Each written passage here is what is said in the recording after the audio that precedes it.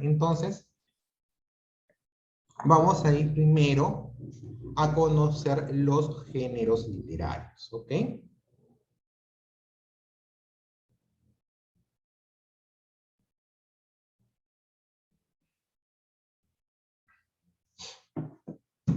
Ya, entonces, dice, el mundo, ¿no? Para el autor, dice, el mundo avanza, cambia, se transforma, ¿no? Entonces, lo podemos ver desde los inicios hasta lo, es totalmente diferente. La literatura permanece fluyendo en distintas épocas, ojo, ¿no? La literatura no se creó hace más de 20 años, no. La literatura tiene siglos y siglos de desarrollo, de performance, ¿ok? Entonces, la literatura transmite ¿qué? Necesidad de transmitir sueños, angustias, penas, amores, alegría de hombres y mujeres.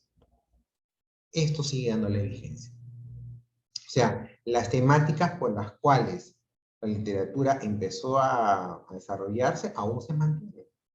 Leamos el Quijote, leamos la Biblia. La Biblia es el libro más antiguo y el más popular, ¿no? Entonces, si uno lee, o sea, yo la verdad les confieso, yo no he leído partes de la Biblia, no la he leído completa. No soy católico para leerla, pero sí tengo personas que se han leído. Conozco personas que se han leído completamente y me cuentan de que en este caso hay historias muy fascinantes. Historias que de alguna manera, o sea, te relatan situaciones muy cotidianas, ¿ya? De esa época y que son muy similares, en este caso, a nuestras peregrinaciones, ¿no? Modernas. ¿Ok? Entonces, esta necesidad de transmitir, ¿ya? De compartir lo que le ocurre a uno, se ha mantenido a través de las épocas. Ya sea en este caso durante la cultura griega, romana, en la Edad Media, en la Edad Moderna. Esa ansia es la que ha permitido mantenerse en el transcurso del tiempo. Entonces, desde esos tiempos remotos, se buscó la forma de estudiar este fenómeno. O sea, como les decía en los grados anteriores, la cantidad de obras literarias es tan vasta, es amplia, es tan amplia, que es infinita, parece infinita. Entonces, lo que hace Aristóteles en su obra poética es justamente un primer intento de clasificar la literatura. Entonces, dio forma a estos géneros, ya, literarios con los cuales nosotros actualmente lo podemos estudiar. Esas categorías son lírico, épico y dramático. Esas son las tres primeras categorías de Aristóteles. Luego, como continuación del género épico, se agregó el género narrativo. ¿Okay? El género épico es el primer género de la literatura occidental. Surgió en la Edad Antigua muy íntimamente ligada a las formas de la mitología. Su afán es narrar grandes sucesos heroicos y religiosos. Tiene una mirada donde engrandece a héroes y sus hazañas. Se manifiesta en forma de versos. Por ejemplo, tenemos la Odisea o el Cantar del Niño Cid. El género lírico es un género que expresa el mundo interior del autor. En sus orígenes, en sus inicios fue musical, ¿no? O sea, iba acompañada de la lira. Por eso que viene, de eso viene el nombre lírico, ¿no? Estos productos literarios eran expresados por los rapsodas y en la Edad Media por los juglares. Antiguamente se impuso el uso de versos medidos y en nuestros tiempos se suele escribir en versos libres. Es intimista y subjetivo. Condensa la expresión de cada autor. Ejemplos de género lírico tenemos Tromba de Agosto de Jorge Pimentel y Romancero Gitano de Federico García Lorca. El género dramático es el género escrito para ser representado ante un público. Se realiza mediante la participación de actores que usan el diálogo, la conversación y significan escenas. Tuvo sus orígenes en las celebraciones en honor al dios del vino y de la pasión, Dionisio.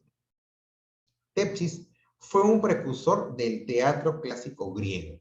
Las especies más conocidas son la tragedia, donde el final es funesto para el protagonista, la comedia, donde se usa el humor, y el drama, que en este caso aborda temas cercanos a la realidad, donde se mezcla la tragedia y la comedia. Ejemplos de ello tenemos Ollantay, que es, que es la primera obra que vamos a leer en este ciclo, y Romeo y Julieta de William Shakespeare. El género narrativo es el género donde relatan historias, acontecimientos o hechos a través de un narrador. Se componen en prosa y su extensión permite construir personajes, ambientes y escenas. Entre sus especies más conocidas se encuentran las novelas y los cuentos. Por ejemplo, tenemos La ciudad y los perros de Mario Vargas Llosa o Que viva la música de Andrés Caicedo. ¿Ok? Como les decía, el género narrativo continúa el género épico. El género épico, al ser un género antiguo, ¿ok? Que era especialmente diseñado para poder relatar hechos aventuras, ¿no? Grandes guerras. Pero díganme ustedes, en la actualidad, ¿hay guerras para poder narrar? Poquitas. Pero no de esa grandiosidad en este caso, de esos tiempos. Entonces, por eso que el género épico no se desarrolla, no continúa. Pero, o sea, pero la base del género épico es la narración. Por eso que el género narrativo es el que ocupa ese lugar del género épico. Porque al final, los dos se hermanan en algo esencial, la narración. Te busca hablar, en la narración actual, ¿no? Te sitúa en un contexto, en un ambiente, te habla del protagonista, te describe quién es el protagonista, su entorno, los hechos por el cual surge la historia, ¿no? Entonces, toma ese lugar. Hay un género largo que es la novela. Una novela puede tener una extensión de muchas páginas. Como le decía a los chicos de SOP1, la novela hay novelas que tienen 600 páginas, por ejemplo. Hay unas que tienen más de 600, ¿no? Y los cuentos son, más bien en este caso, narraciones cortas, que tienen un mismo esquema que la novela, pero en este caso, por ser corta, es más concisa. En este caso, no hay tanta extensión, ¿ok? Entonces,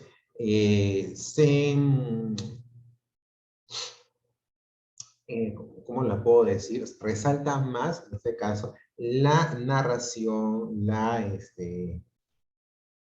aborda mejor en este caso la manera de contar la historia, ¿no? En el cambio, en la novela el autor no tiene esa prisa de contar, sino que te explica detalladamente el mundo que está creando. Una novela es todo un mundo, ¿ok? Es un mundo propio, porque el autor es el que, de alguna manera, es omnipresente. Da origen a personajes, estructura su personalidad. Ok. El género expositivo ya es uno de los últimos, ¿ya? No hay que confundirlo en la creación de historias, sino, en este caso, está más ceñido a la opinión personal del autor sobre distintas formas del conocimiento. Trata sobre arte, filosofía, historia, deporte, música. Su característica es exponer y argumentar. Es necesario tener el dominio extenso del tema. Que eso no se confunda con la opinología. Lamentablemente, o sea, por ejemplo, uno de los ejemplos más importantes es, por ejemplo, 7 ensayos de la realidad peruana de José Carlos Mariátegui, ¿ok? Donde expone la realidad del indígena en ese tiempo, en el Perú. Pero él tiene un dominio de base, ¿ok? No confundir con la opinología. La opinología es en este caso una persona X que sin dominio del tema se pone a hablar de temas que no sabe. Y ya, pero bueno, pues hombre, eso, opinología lo podemos ver en Twitter, sí está bien, lo podemos ver en Twitter, pero también en grandes medios, en columnas de periódicos. ¿Ok? Entonces, es muy diferente. ¿Ya? Entonces, el género expositivo te obliga, o sea, no tienes que ser un escritor para poder escribir, pero te obliga a que conozcas el tema para que puedas, en este caso, exponer tu punto de vista. No necesariamente tiene que tener la razón, ¿no? No necesariamente. No hay un libro de este género en el cual todos estén de acuerdo con la hipótesis y con las conclusiones. No lo hay. Pero el dominio del tema te da se puede decir, te da una mayor posición para poder, en este caso, argumentar y dar hipótesis que permitan esclarecer o, en todo caso, avanzar en el conocimiento de ese tema. ¿Ok? Eso es muy diferente a la opinología de nuestros días. Esa opinología sí es muy dañina para para la literatura, porque se basa en el desconocimiento. La exposición no, te obliga a que conozcas el tema. Es algo esencial, ¿no? No podemos pensar de que alguien pueda decir algo que no conoce, pero a veces pasa lo contrario. ¿Ok? Entonces, es un primer avance. Dentro de 5 minutos vamos con el segundo tema de este bimestre y podemos un poquito hablar más de los géneros literarios. ¿Ok? Nos vemos en 5 minutos. Chao, chao.